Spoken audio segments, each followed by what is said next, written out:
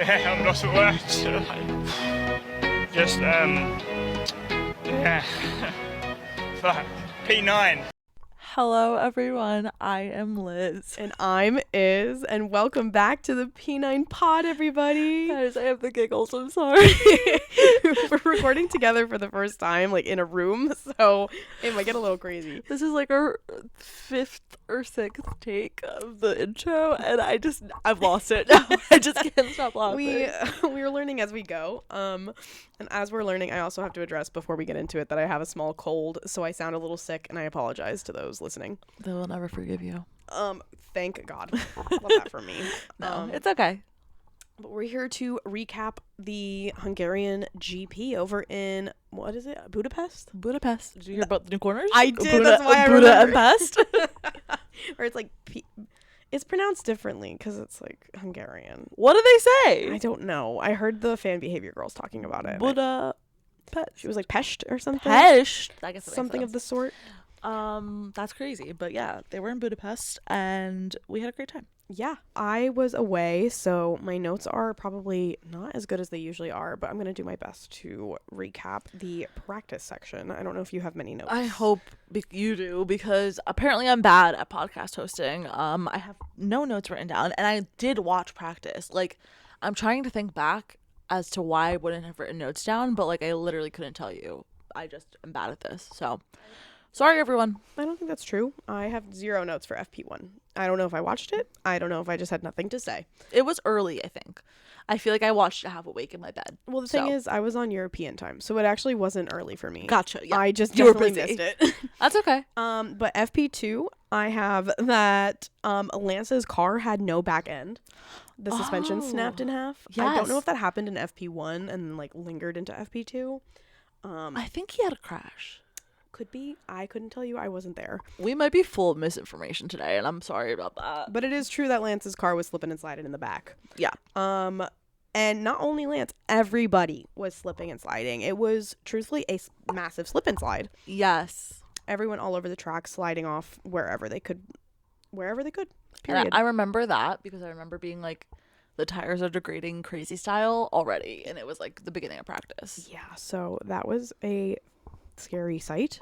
But it wasn't scary to see the Ferraris on top. They were just putting in times and times and times, topping all the charts, and I felt really positive. That's amazing. And I felt positive for you. I remember texting you and being like, I'm just scared that Mercedes is doing that gimmick they do where they like pull out a crazy pole lap, which didn't happen. No. But I kept waiting for it because it's happened all season. Wait for it. Yeah, no. Kimmy has me terrified for every race. Another quick George try. Oh, anyway. Also, I keep forgetting to look at you because I'm so used to just like staring into space, and you're right next to you. me. I'm right here. Then my next note was actually they didn't address it for the rest of the weekend, so I guess they figured it out. But Max was having an issue with his seat. He was like sitting in it. He was like, "I'm not sitting right." And That like, would happen to him. He had to keep like going in the garage and like readjusting and like getting out of the car. It was really weird. I was nervous that was gonna like linger, but thankfully it didn't. So. Yeah, that's hilarious. And then my final main note from FP2 is that we got Franco in the wall. Yeah, I hated that. That wasn't good. I always hate to see that. I'm a recent Franco lover, enjoyer, fan. So I'm really sad about that. Yeah, and it wasn't like too big of a crash, thankfully, and everything was repaired by FP3 from my memory. Yeah, I think he was fine. But unfortunate to see, especially because I'm always scared of like the lashings that Flavio will give. No, actually, I keep seeing videos because I'm in such a Franco era. Yeah. Of when Flavio was so mean to him. On DTS. Yes. Yeah. I keep getting that clip on my For You page, and it makes me depressed. Yeah. So sorry for you, Franco, but it all worked out in the end, so you're fine. But that's all I had for FP2. And FP3, I have very minimal notes. That's great. Same. FP3, I have that Lando Slade. A reoccurring theme of the weekend. My dream. Come alive. And then I said Checo is legit instantly on fire. Fork! He didn't even finish a lap. Checo is instantly on fire. No, I remember seeing that because I Yes. remember people were like, he couldn't even get past like the first couple corners. No, he like pulled out the pit lane and was like, I'm on fire. Oh my god, Cadillac, please. It's the brakes too. From my knowledge. I mean, I don't know. It's been the break, so I'm gonna history makes me think it's the brakes. I agree, and it's like constantly in the back of the car that they're on fire, and I just wish that they would like resolve it, because I do really love the Cadillac boys and the team in general. So I would love it if they could not blow up. I agree. I would love it. I do think they're doing pretty good their first season, considering they're brand new, but I am kind of depressed. On that note, also, just because new teams, not a new team, but a refurbished team of Audi. Oh yeah. Everyone this weekend was like, this is their weekend. And I know everyone has said that like all season, almost every other weekend. But like they had a great weekend. It really was their weekend. And like I know Nico had a better weekend than Gabby, but like pace wise, both of them were pretty good in practice and I think the beginning stages of quali. So yeah. Love to see that for them. Massive shout outs to Audi for the weekend. They killed it up in here. Wait, also now that I'm here, I just remembered that Jonathan Wheatley left the team. Yeah, that did happen. Where did he go? Why do I forget? Jonathan Wheatley went from... People were saying he was going to go somewhere. Oh, I know. I just forgot that he's gone, and they're still saying, so that's amazing. Aston. He went to Aston, for sure. Because Newey doesn't want to be the team principal anymore. He just wants to focus on the car, and he should just focus on the car. Aligned. Okay, I was just having some memory there. No, you're right. Amazing. It was Aston that he moved to. Well, happy for Audi. Yeah. Shout out Mattia. You're up. Yeah. I shouted him out, and I instantly regretted it. That's okay. But those were all my practice notes. Most of practice was literally everybody just figuring out how to not fly off the track, truthfully. Yeah, like the track was so hot, so dangerous. Everyone was slipping and sliding, and it was windy. And I know people talked about that, especially in Q3, because like it's so weird. Because obviously it's like the same time of year, but like different days and stuff like that. But during quali, they were like, oh, the wind picked up in Q3 last year, and it was picking up in Q3 again this year. And I was like, that's so weird. Time of day, I guess. That's just like so particular. But yeah, a little bit of wind. Well, speaking of quali, let's get right to it. Q1, I notably just kind of noted who was out. I didn't mark anything that happened. I was driving my car during quali, so I was listening, but not particularly watching. And I was voice texting you my semi thoughts in the little breaks between Q1, 2, and 3. I'm also going to have a quick little side tangent right here where I'm going to talk about the fact that the F1 TV app does not let you close the app and watch the racing. And when you're in Europe, there is no deal with Apple. So I was struggling with that because I usually take my notes and text my good friend Liz. And I couldn't really do that. Yeah, I'm thinking about that now. I'm like, I bet you could have tuned into Sky Sports somewhere if there was a TV and seen our friends Crofty and Rundle. Oh, wow. So I did fumble that bag. No, but I didn't think of it until right now, or else I would have told you. Damn. Anyway. But yeah, F1 TV app, fix yourself. Please let me use you like YouTube or any other app. I hate that you're like Netflix. Agree. Putting that out there. Anyway, Q1, we have Ali Behrman out.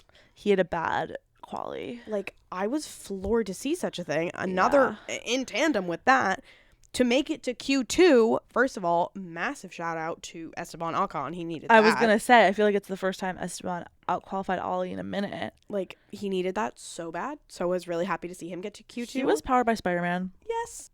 But notably also, Fernando made it to Q2. Woohoo! I was actually so happy. Everyone loved to see that.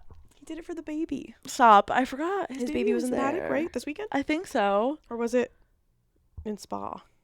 I don't know. I think it was this weekend. We're recording this a little tad bit late. Yeah, sorry. We're a little... Also, shout out to Fernando for turning 45. Oh, yes. Congrats. Happy birthday, Papa.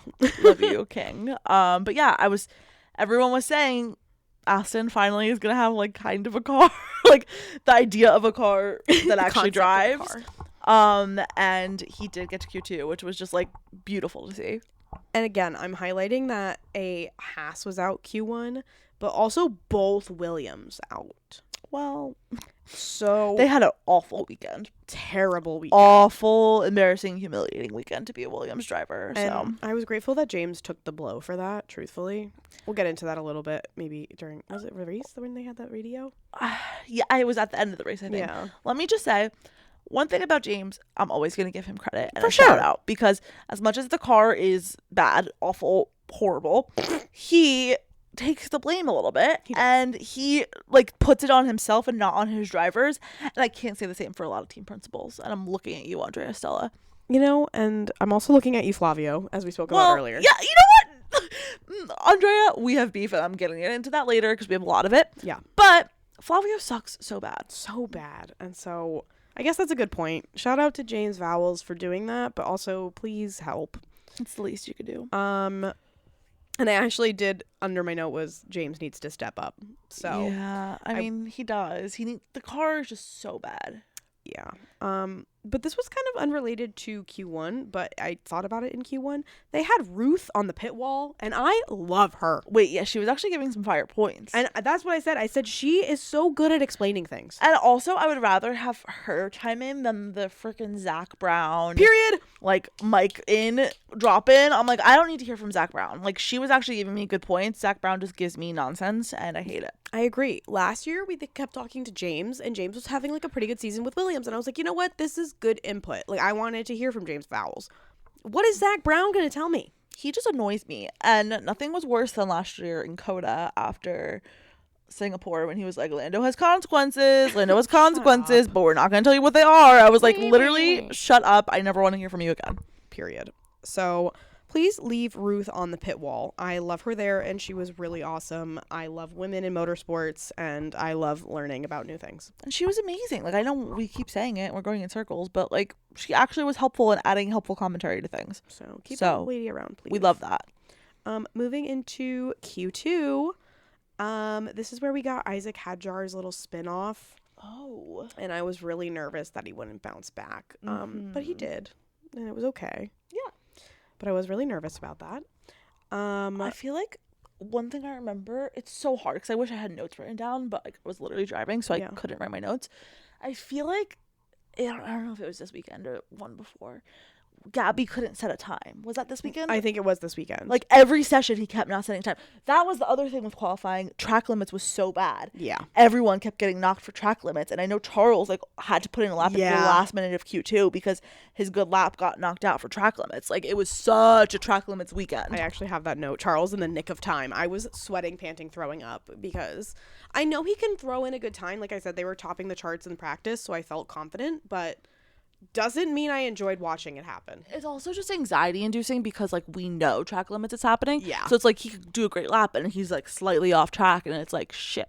So yeah, was biting my nails for both Isaac and Charles because Isaac did then put down like a really good lap after he spun off, but like it was a stressful period for Isabel as a fan. I get it. And this is where we start to see Lando Norris absolutely cooking it like a Michelin star chef. I remember this. I remember being in my car and like literally kicking my feet and waiting to send you a voice note being like, he's so back. We're so back. Everyone is so back. Yeah. And I remember, we'll talk this in a second, but I sent you a voice note at the head of qualifying or Q2 where I was like, Lando's putting it on pole. And I was like, I don't want to say it, but he's putting it on pole. And I don't want to say it because I think I'm jinxing myself, but like I just felt it deep in my bones. Yeah. And I also, when I texted you, because I was remotely giving you my predictions, you were like, wow, I see you're not feeling very confident in the McLaren upgrades. One, I forgot about them because I was having a Zara Larson coated Euro summer.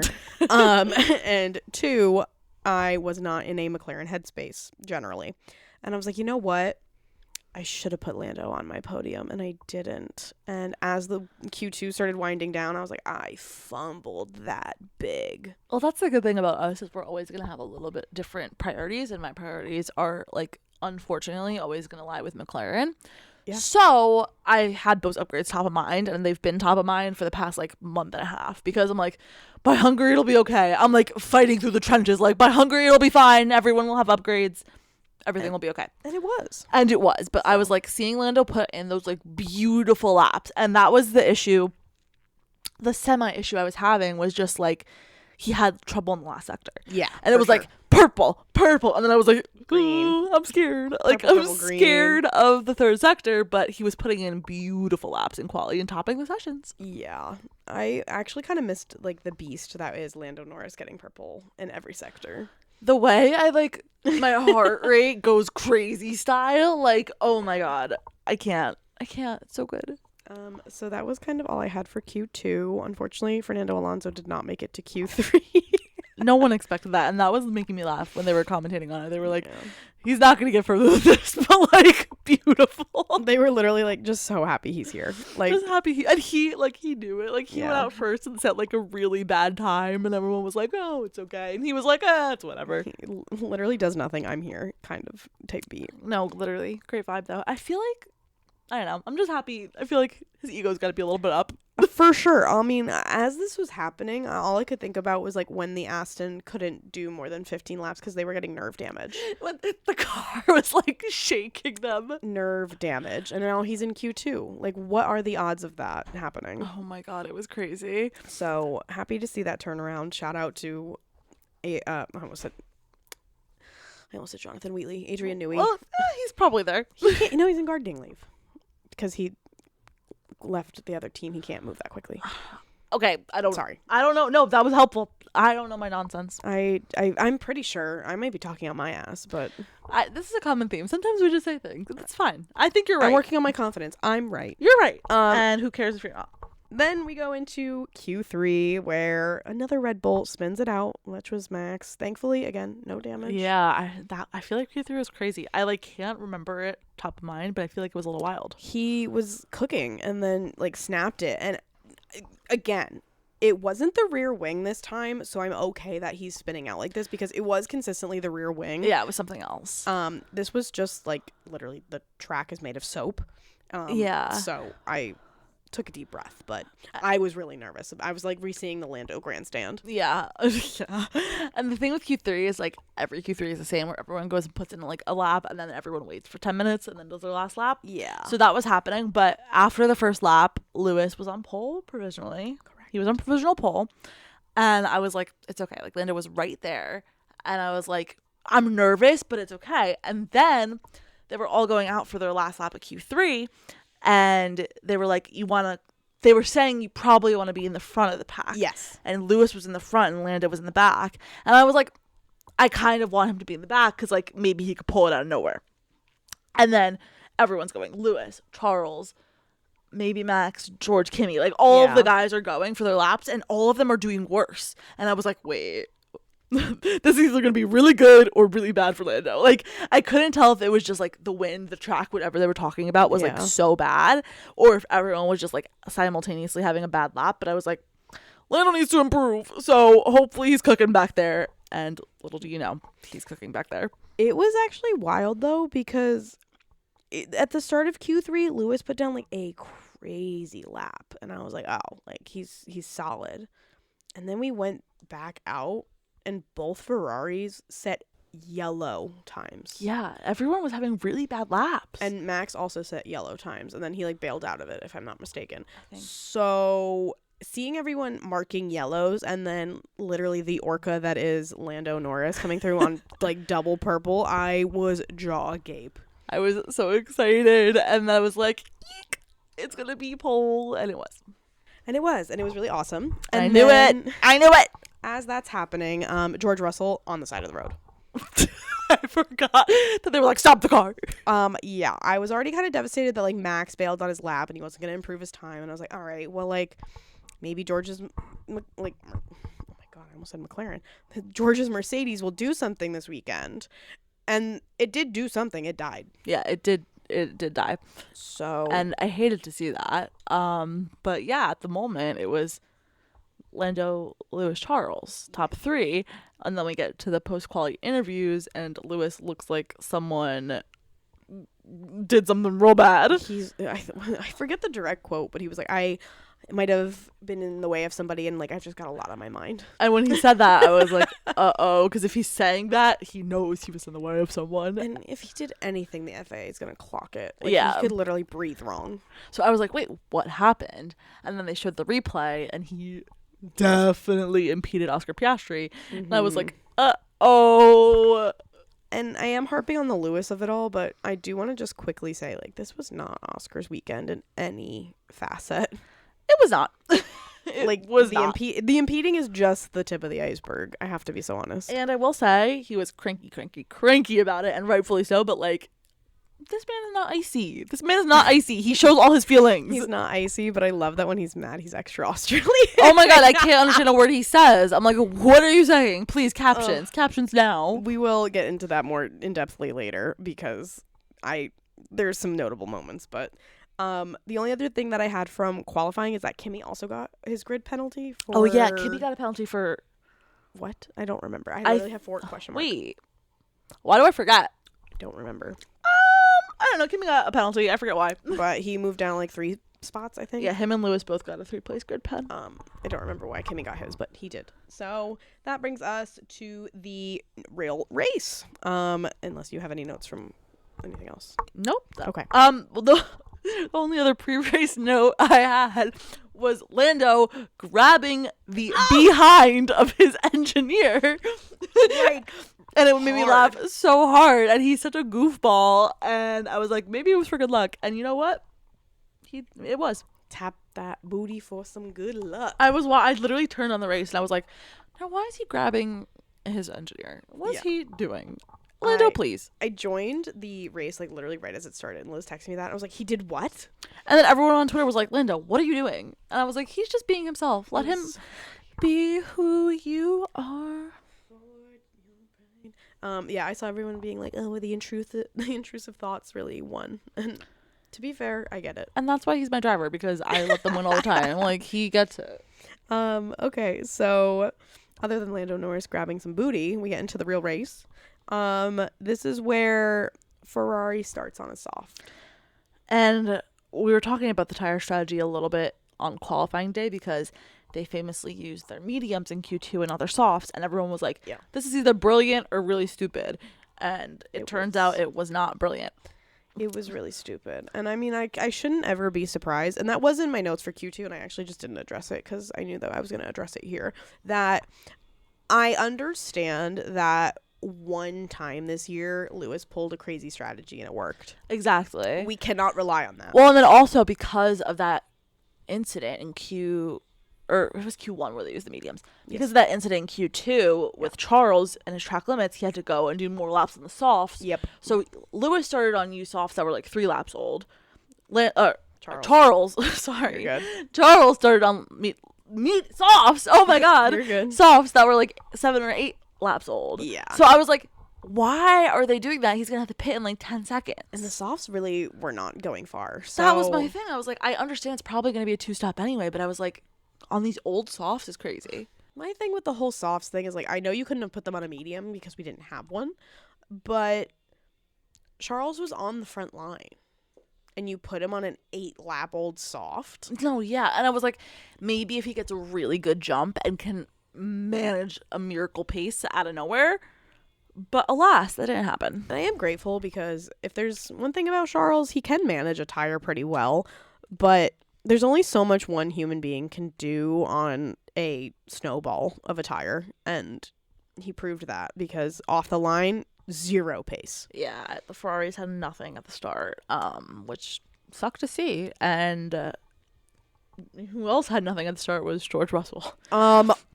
Nothing at the start. Like, I'm complaining about Charles starts. I couldn't even imagine being a George Russell, like, absolute stand because that was rough. George's car just didn't go. And anywhere. All of a sudden, he was in P20, and I was like, oh my god. He didn't have his, what do you call it?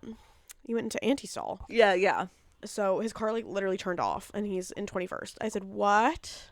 I was like, oh no, perfect. That's exactly what George Russell needed this weekend. Especially after having to pull over. I was like, is his car dead? Thankfully, it started, but... Like, actually, I was really, like, gearing up for his car to not go. Yeah, but thankfully that did not play out that way, so I'm grateful for that. But, and though it was, like, at my expense, this is where Oscar had, like, a really good overtake.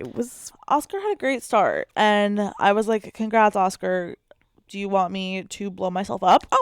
Because I like Oscar, but I'm Lando ride or die. So I was like, no, this is not going to work for me. And I was like, Lando, please, babe, please cook. And I was like, I was anxious, but then also I was like, this race is 400 laps long, so it's fine. But I was feeling a little down, horrendous. I understand that you're Lando Hive. I'm also Lando Hive. I mean, I'm everyone. So I was happy to see Oscar doing really well because I feel like he just hasn't even been in the conversation at all because he's literally in the back of the pack. So I was like, oh my God, he's getting his moment in the sun. And his overtake at the start was so impressive. I think it was like 3 wide, and he just shot himself right into first. He just had a really good, a really good start. Yeah. And, well, him and Lando fought for like a second there, and then it was like he lost him. But I was surprised because I did think Lando was going to get him there, and he didn't. Yeah, and then I was thinking, as soon as like Oscar fully overtook, I was like, okay, maybe we're playing the strategy game now, and we're saving tires because Oscar famously is not good at tire management. So I was like, maybe we're gonna let him try to cook these tires quick, which kind of happened, but not like exactly as I anticipated. Yeah. But we're looking at the top 3, and it's just like 2025 is so back. It was, and I was intrigued. We also at some point, I don't even know why I wrote this, but I wrote Ferrari Max sandwich, which is my dream. That was happening, I think, at some point. I think they were all kind of fighting one another, and I was kind of jumping up and down because those are all my men, and I was thrilled to see it, but also holding my breath. Jumping for joy, but yeah, also scary. It's always scary when there's fighting on track, even though it's your besties. And now I just like want to reiterate that we're talking about all of this, and there's not a single Mercedes in sight. Yeah, George Russell is trying to fight his way back through P18. And Kimmy's got nothing. And Kimmy totally did not have a good start, which was good to see for the people who want someone else to win the championship. And I am low-key sometimes that person. So I wasn't too upset, but I was floored that they just like, they're either at the top or at the absolute back. Like there's no middle ground for them. And as I was saying earlier, it's like, every weekend, I think they're going to pull something crazy and just run away with it. And this weekend, it kind of never came. No. So that was nice to see because I'm always worried about that. Yeah.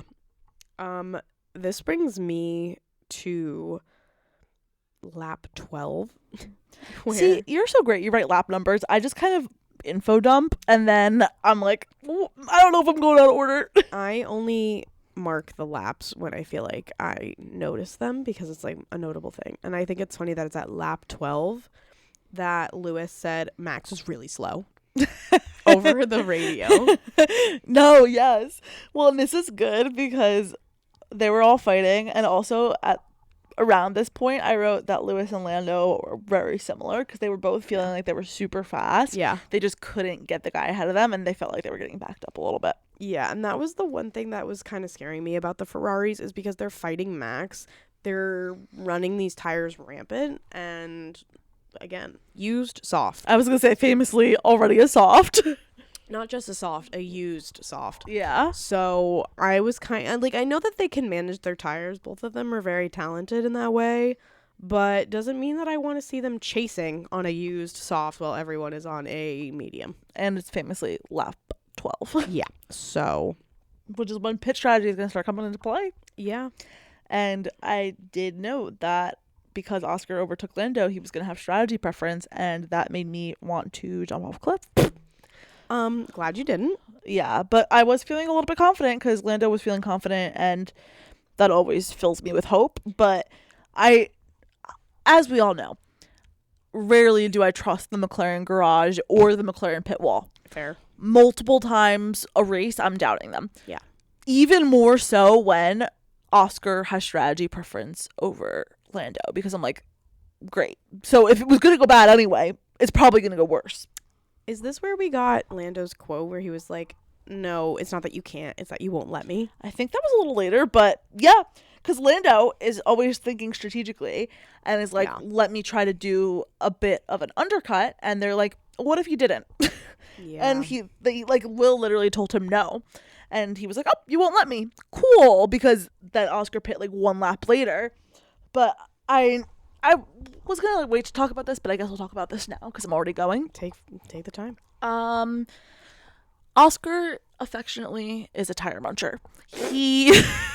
I love when you call him that, and it's true because as I just said, like the Ferrari boys can nurse it, Oscar cannot. Oscar, I love you to an extent.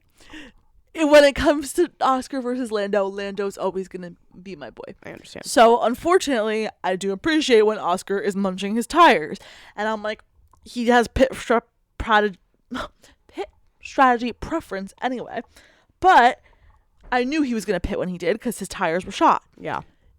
When we look at Lando, people on twitter.com love to be like, Lando always gets all these options. He gets all these different strategies. And it's because when Will says, can you go longer on these tires? He can't. Lando says yes. Yeah.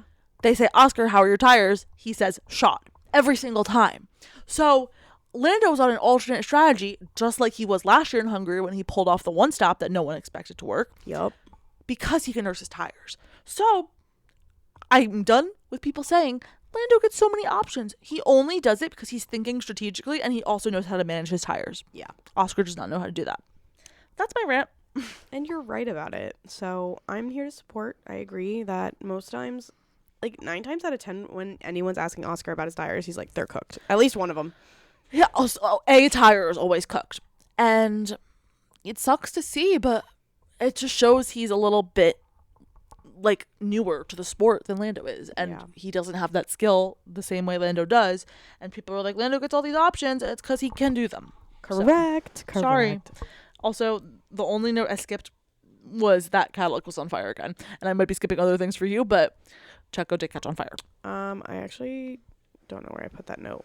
Oh yeah, I that's way down for me, but yes, he did notoriously catch on fire again.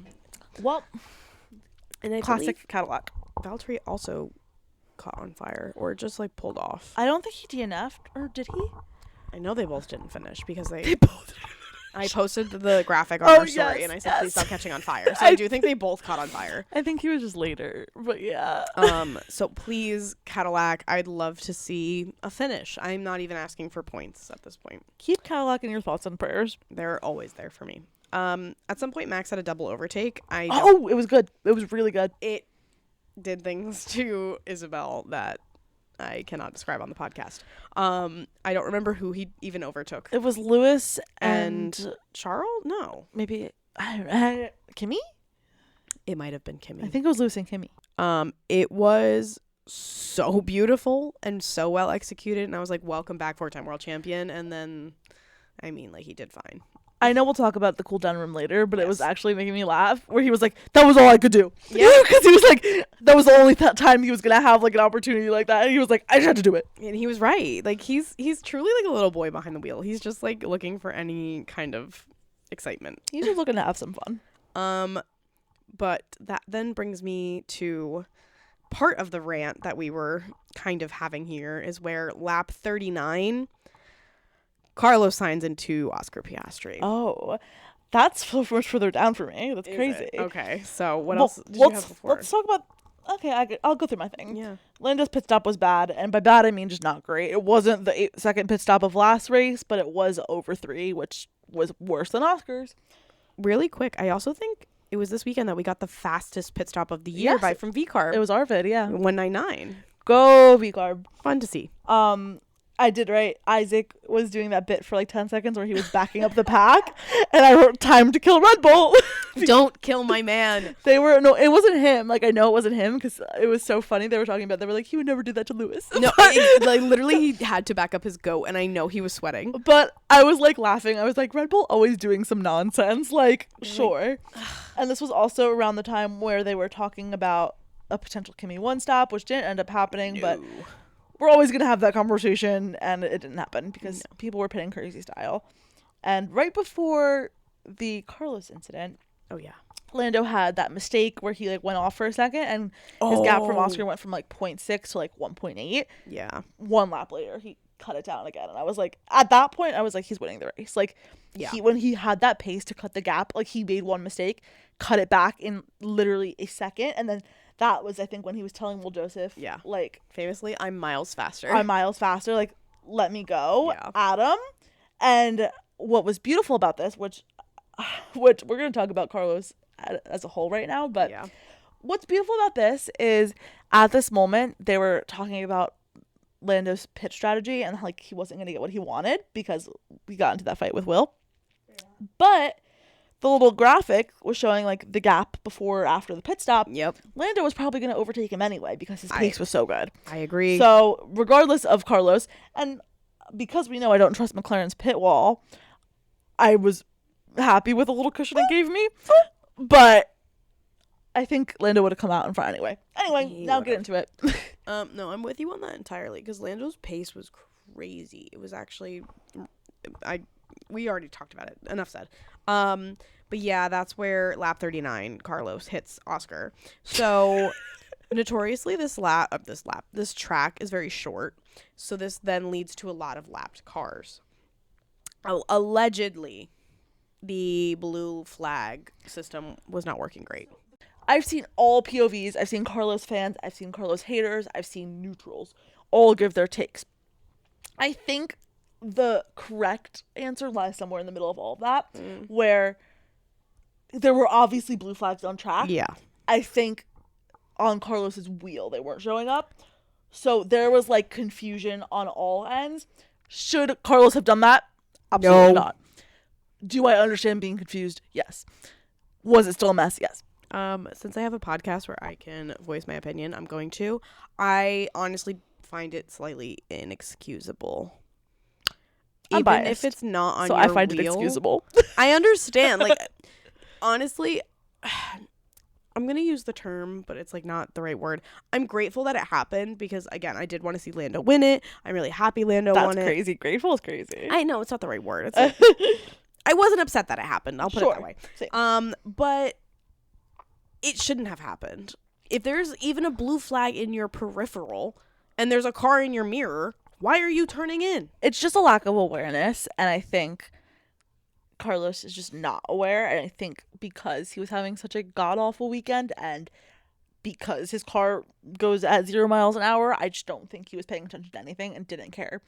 And I get it, but it's crazy. Like, it was crazy. Now, everything I just said, I also want to reiterate that doesn't mean that Oscar needs to throw hands at him and Fernando Alonso for racing each other. That was inexcusable as well. Well, Oscar had some comments that we'll get into later that really grinds my gears. I agree. That part, I was like, I get it. He's really angry. Yeah. And him crashing out over the radio, completely valid. Right. His post-race comments, we're getting a little iffy. Yes. But, of course it's valid, because it's like, it screwed up his race. Right. Carlos got a penalty, but, like, doesn't matter because he's already in P19. Like, God, whatever. Crazy. It was just crazy. The fact that it happened was crazy. Yeah. And luckily, unluckily for Oscar Piastri, but luckily for the F1 world, it didn't matter because Oscar's car died anyway. Yeah.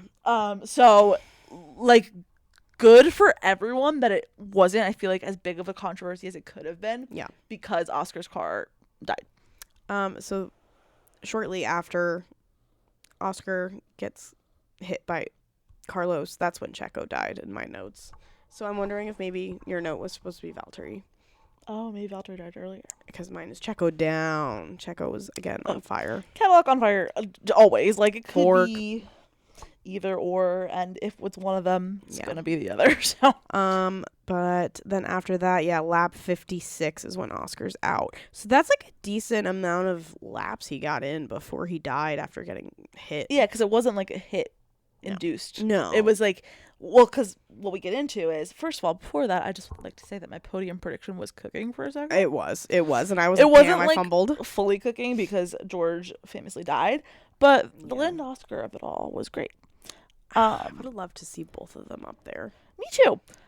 And Hungary is all the trauma, but True. Godspeed. It would have been like maybe not. Maybe it would have caused more tension. I don't know if it would have. I think this year it would have been good. Anyway. But regardless. Didn't happen. So, ahead of Oscar, Oscar's car dies. Yeah. My heart stopped. I texted you like 40 times my heart stopped because whenever I see McLaren stop on track, I automatically assume it's Lando because Mechanical issues. famously it's been Lando almost every time it's happened to me. So I was like, my heart literally sank.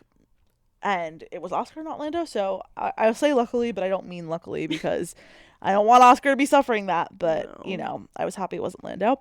Yeah. That happens, and then we immediately get Will Joseph on the mic saying, please be careful at the curbs and the corners because we think that's what happened to Oscar's car. So he's basically telling Lando, please, you got great pace, like, slow down. And again, Hungary trauma. I don't need to hear Will Joseph saying anything like, you've proved yourself, please stop, because I get chills down my spine.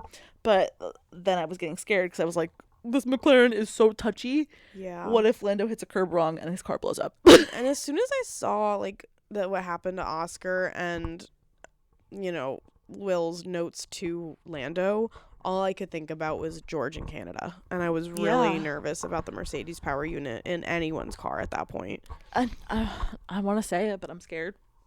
Knock on wood. I think since they've had their little power unit upgrade, it's been more reliable. I agree. And then, like, it happened to Oscar, and I was like, are we back? I don't think it was At his the power restaurant. unit, though. No, it was his gearbox. It was his gearbox. But at the time, I was like, you oh were my like, God. we're back. We're so back. No, I thought we were so back. And thankfully we're not. But I was petrified for a minute there that, like, everyone was about to die. Yeah.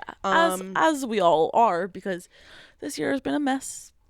And ironically enough, it wasn't the power units that killed me this race. It was the penalty that I would like to now get into in-depthly.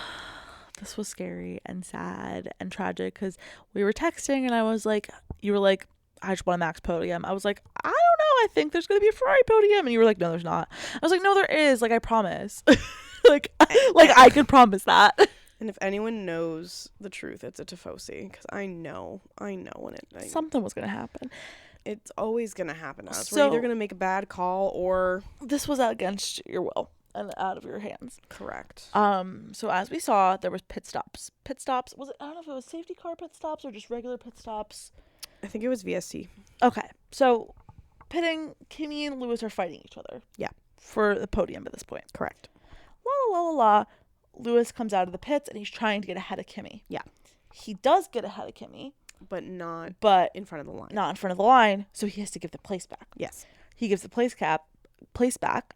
Everyone's like, okay, he's gonna probably get him. He's got these fresh tires. La la la. Ha ha. Uh-oh. Investigation. Big bad FIA stepping in. Speeding in the pit lane.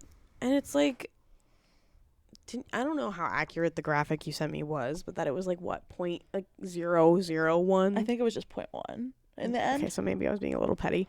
It was just 0.1, but still Chill out. crazy. Like I think that was in the official FIA document too. So it's like, And what? after I forget what race it was when we had all those grid penalties back. Monaco. Thank you. Yeah, duh. After Monaco, I learned that they have like a button set to the pit lane speed. So how do you exceed the pit lane limits? I'm still not understanding how that works. Somebody tell me. I really don't get it. But yeah, the big bad FIA came in and said, "Oh, Lewis, you want to have a good weekend?" Wrong. Lewis, you're fired.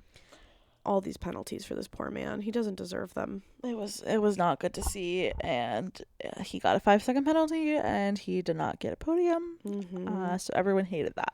And I'm everyone. But Yeah. it did move Charles up. Selfishly, I don't hate to see it. That's crazy. I mean, I'm not happy, but No, but the FIA literally needs to cut it out. It's a miracle that Lewis won these championships because what? Toto, keep paying them, please. What? Pay them while he's in red. Somebody has to. Someone has to help us. Like, please. They're being so mean to my friend. But that's kind of most of my hard-hitting notes. Those are my hard-hitting notes as well. And my only other comment is, towards the end of the race, you would think I'm feeling confident, but no, I'm not. I'm not feeling confident because what if Lando's car blows up? Like, I get it. I'm feeling confident in him because he said, I'll put a 10-second gap, no tires. And he did. But every time he's building that gap, I'm like, what if his car just blows up? Like, Yeah. What if his car blows up? It didn't. Thank God. And I'm crying because I'm so happy for him. His first win as a world champion. Yeah. And I was sobbing. And I was, once again in the car at the end of the race. Like, I had to get in the car again. This time I wasn't driving. So I was trying to watch. But I also get car sick. So I wasn't getting the whole scene. But I was so emotional and so happy for him. And I was really happy for Lando as well. Again, so happy to see the world champion on top. And I do love seeing him on a little podium. He's so cute when he smiles and he's all happy. Especially Hungary. Like, it's so poetic for him to have 2 wins in a row back to back. And it's his first repeat track win. So beautiful. And the Hungary trophy so chic. Like, and they have history. Him and Max were giggling. Norstappen in every universe, bro. I love. They're always, and I'm never like Max's number 1 fan. I am. I know. And that's a fun fact. Fun fact about me is I'm never his like number 1 fan. I'm so hot and cold. Like, we have such a toxic relationship. It's fine. It's fair. And I feel like that's how most people are with him. Yes. So it's fine. But when he's next to Lando and they're just giggling and goofing on the podium and in the cool down room, I'm like, wait, my best day ever. As we're like slightly talking, and I'm gonna glaze him real quick, I did not expect to see Max on the podium, really. Like, the Arby's are cooking a little more these days, but I thought maybe like P4 at best. No. Can I say something that's not Max shade, but it might come off that way, and I don't want it to? I will defend him, but No, sure. you're not gonna have to defend him. Don't worry. He does his gimmick of being like, my car doesn't work. My car doesn't work. My car's gonna blow up every race. So that's why I feel like it's extra shocking when he pulls out a good race, because I think he is genuinely shocked, and also he's loud and about the fact that he's hating the car. So Yeah. because he's saying this car is gonna blow up in 4 seconds, it's shocking when it doesn't. I do think he loves that bit. He also loves to be like, I have no grip. I have no grip at every turn. He's like, this car is buns. And I feel like it's because he's like a sim racer, and so he expects it to be like perfect, and it's not. It's a normal car. And I also don't think the Arby's are great this year, to be completely honest. But yeah, seeing him on the podium, I was really happy to see it. Excuse me, I have a yawn. Sleepy, jet lag, sleepy. That part, but I was really happy to see him on the podium. I didn't expect to see them there, but I mean, I guess they had the best power unit or whatever. So I mean, definitely not the Mercedes power unit. wow. But yeah, great podium. I then missed the cool down room because I was going to spend time with the family. But from what I hear and what I saw online, it seemed like a hoot and holler. It was a hoot and holler. I kind of need to rewatch it because I was like listening in the car, and it was like they were gabbing. These girls were gabbing. Like, One thing about Max and Lando, they're is gossiping. They love to spill. Those two were always like saying something, and because they had not really fought with each other at all during the race, it was Yeah. like hilarious. They were just giggling and watching it, and Kimmy was just like la la la, like he was just happy to be there. But it was so funny because like Max said it right after the race before they were in the cool down room, but he was like, once you got ahead, it was like you were gone. Like once Lando got in clean air. And that's my thing about Lando. I'm glazing him a lot this episode, but it's natural because he won. He won. It's fine. Glaze him. He is not just bullshitting. Like, he is saying what he means on Yeah. the radio. When he's saying, I have the pace and I'll put up a gap, he does it. Like, he holds up to his word. And True. he was right. Like, he knows this car. He knew he was going to run away with it. And Max was like, yeah, you ran away with it. And I was like, hee hee hee. But they were just like, they were goofing off, and they were talking about 2023 when Lando broke the trophy. Like, they were just giggling. It was also reminding me that last race when Kimmy didn't know they were pulled out of Belgium. Oh my god, that was so funny.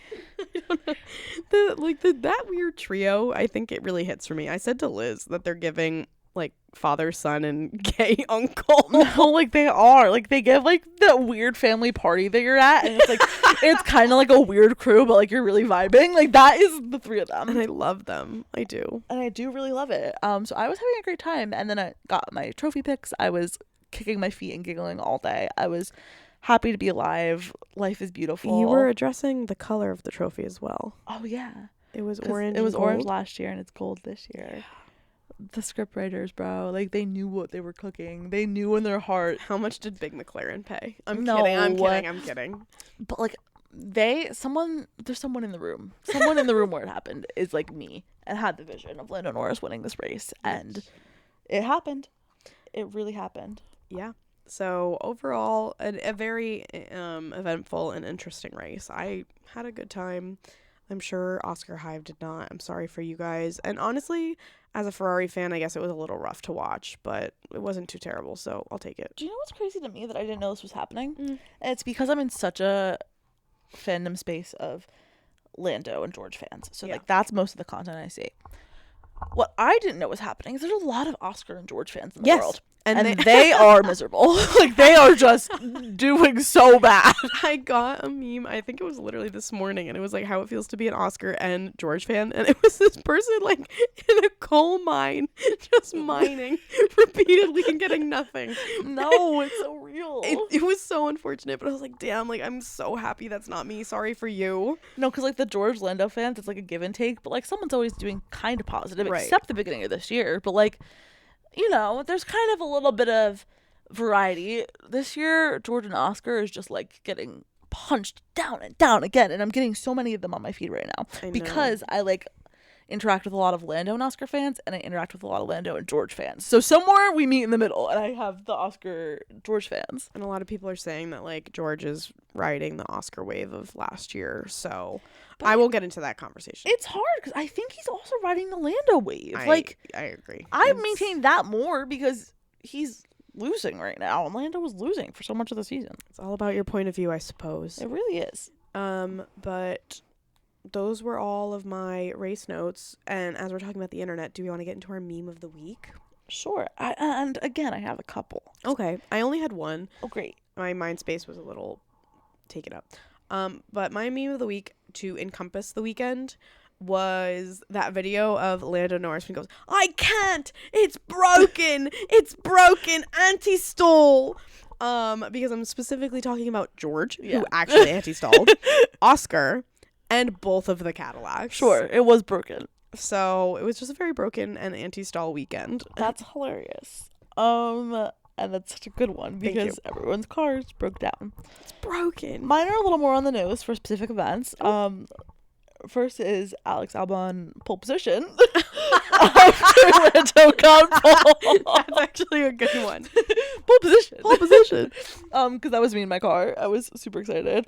My second one is another one about the weekend, but I've been seeing, because I'm just like on the side of Twitter, like when McLaren did that anti-bullying video, and it was like those videos of like Zach, and it was like a bunch of tweets like, "I hate Zach Brown." Oh my god, wait, yes. So I was seeing that a lot after Andrea was making weird comments after Lando got pole, basically being like, we didn't expect that, and wished Oscar did better. Like, Andrea always makes those weird comments that make me cranky. I understand. So that was another one that I had. And this one is not related to the race weekend at all, but is related to a very specific anniversary of Stefa's Instagram. Stefa's Instagram? Never change, Checo. Never. Oh my god, Stefa's Instagram literally. And then I had to, because I realized it was like, whatever, 4 years since Seb retired? Yeah. 4-year anniversary. Yeah.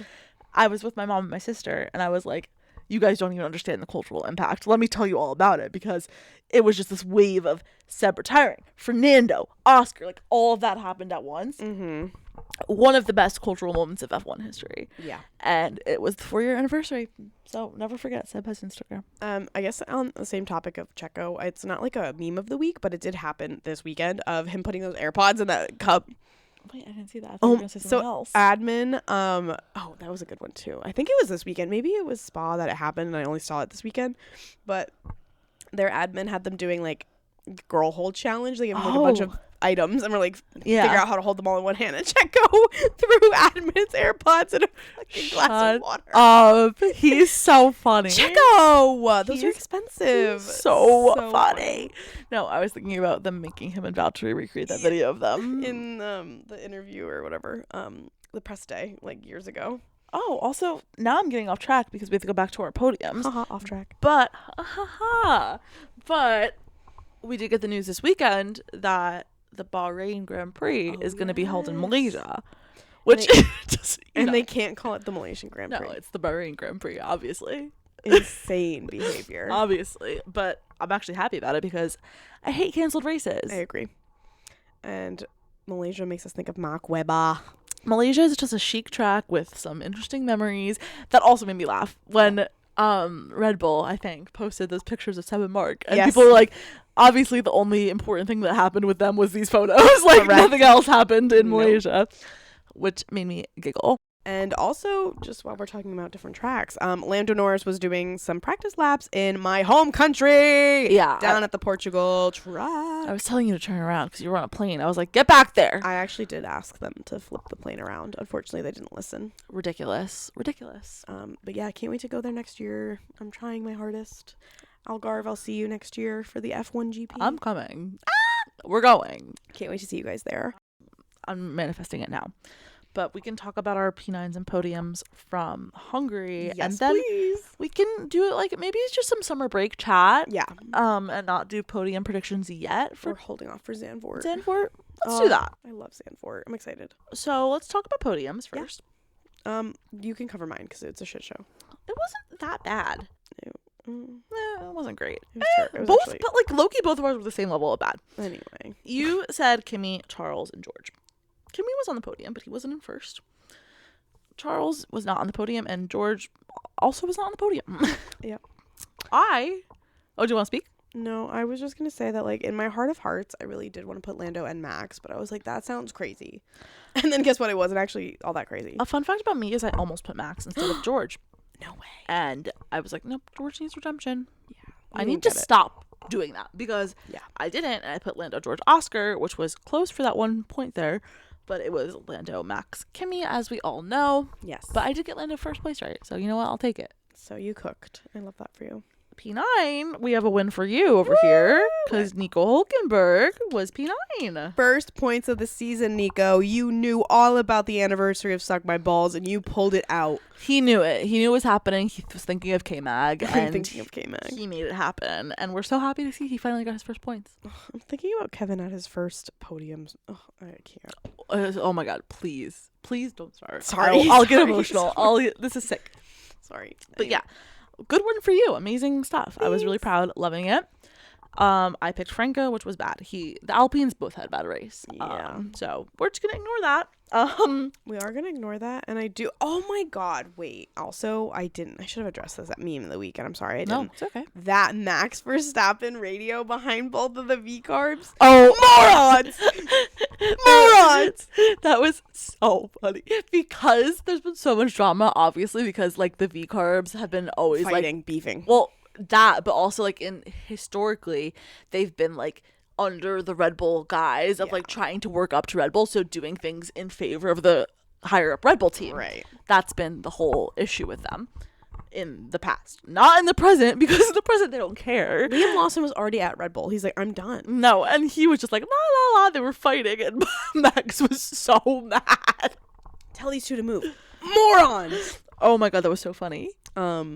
But yeah, sorry. We were talking about people who did well, and I was thinking about V-Carb, and it just came up. Speaking of, P9 in the championship is new. True. And it's Liam Lawson.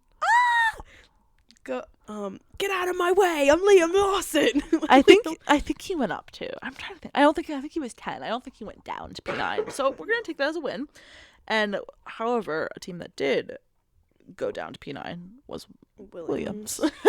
Because Audi got big points from Nico Hulkenberg and Williams did not. I know. And you say big points. He got 9th. Big points if you're Audi. I'm just saying. I'm sorry for the stray, Audi. Yeah, I was happy to see Nico get his first point. I think Gabby also brought home points, no? Or was he maybe like right outside the points? I think he might have been P10. So I might be lying. No, TBD. I feel like he either got points or is close to the points. So it was a good weekend for Audi, like we said earlier. And I was really happy to see that, especially for Nico, because he was my P9. And we were keeping a close eye on the P9 throughout the race because it was looking pretty good for Nico. Well, at some point, like the front was just kind of already decided. So I was like, well, what's happening in the midfield? Like, also, I lied. Gabby was P11.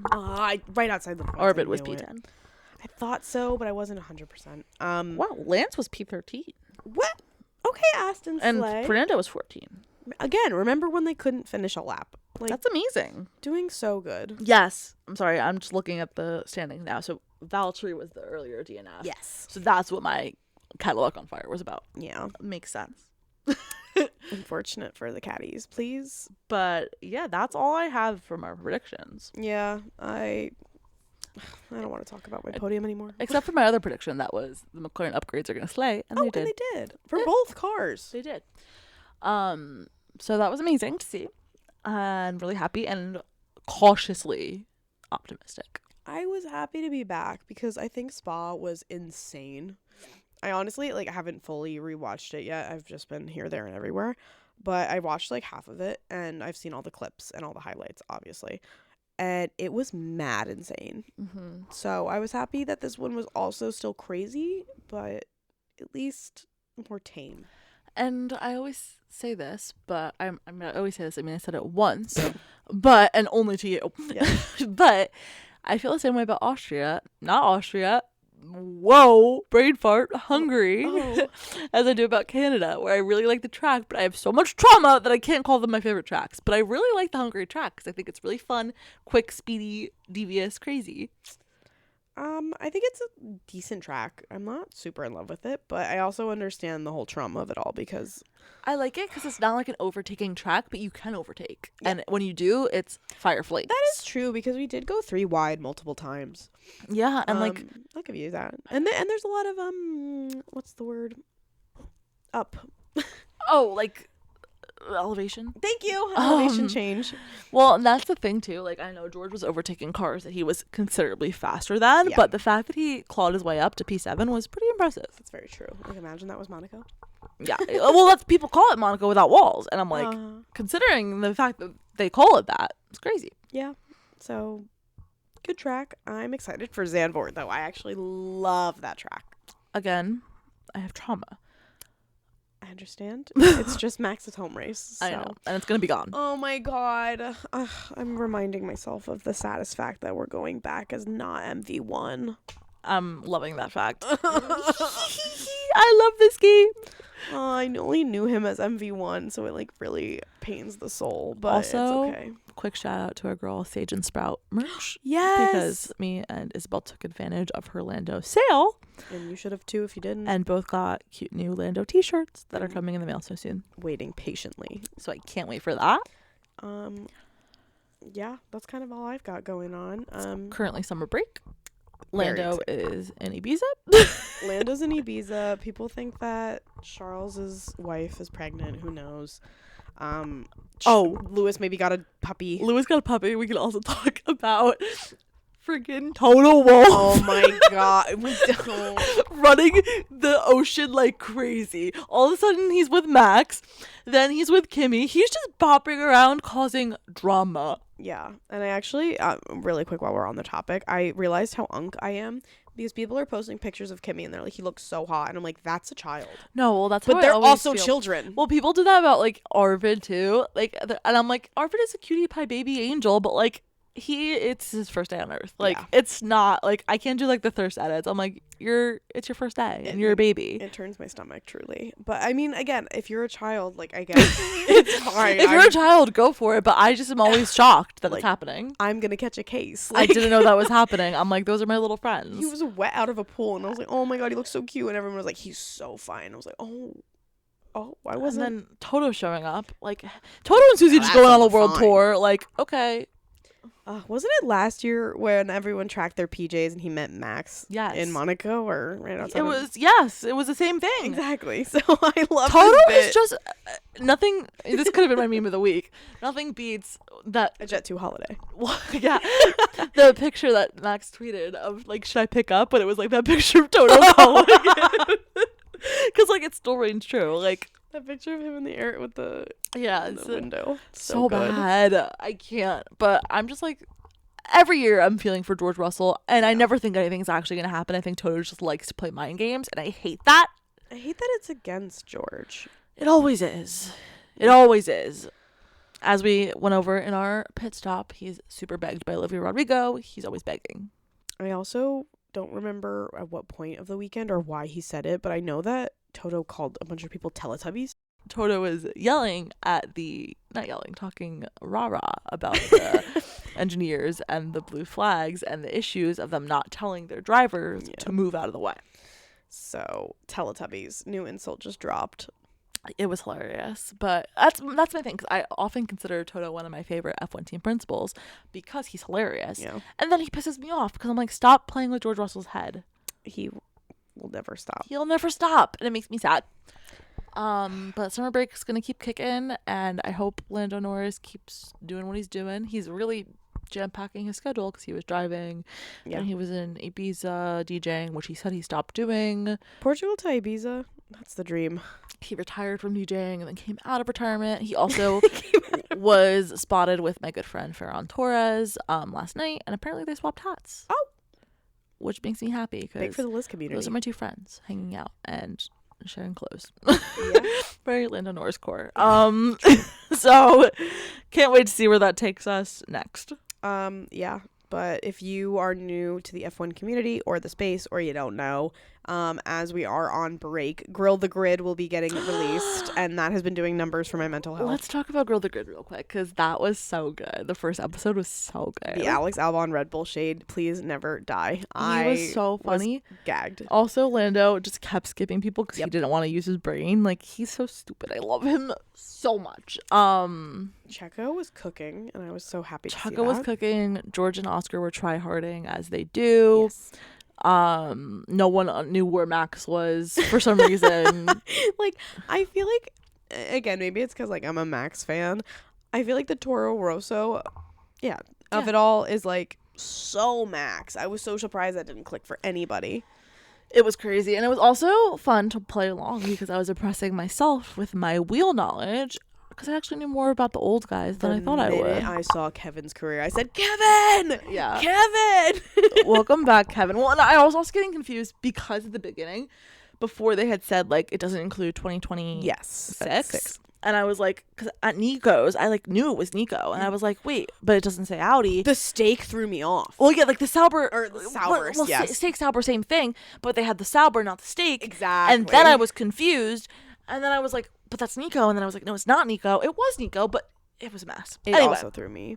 that threw me. The Cadillac of it all threw me for Checo's. Correct. Like, I was struggling for those. And then I was like, I kept forgetting that it didn't include the season. Yeah. And then everyone thought it was Oscar when it was just the McLaren, but it was Lando because he has 100 starts. Oscar famously only has 81. And Right around the corner. his 81 race, his number is 81, and he did not finish. That was another thing. It was Alex Albon's 100 race with For Williams. Yeah. Unfortunate showing. They had that cute video of Oh my god. what seemingly was 3 random people, but it actually made sense eventually. When Liz sent it to me, she was like random crew, and I was like, this is crazy. And then, like, as the day unfolded, we were both like, wait, actually, Because I was Franco, George, and Max. Yeah. And Franco, I was like, they were teammates. George is of just, course. they're in love. And I was like, why is Max there? Famously, they were teammates. first teammates. Yeah. Like, ever. Yeah. So really sweet to see, endearing, happy for Alex Albon. Maybe not so much for the Williams team this weekend though. I'm always happy for Alex Albon, to the best of my ability, even when he is fighting the car for his life. Yeah. So that was Hungary. As we said, we're not predicting Zandvoort yet, but tune in over summer break. We have some fun stuff coming up while we are away from racing. Still racing adjacent, but not Yes. active racing, and we will stay tuned with any crazy news updates because I know there's been rumblings about the end of season races and what's going to yes. happen there.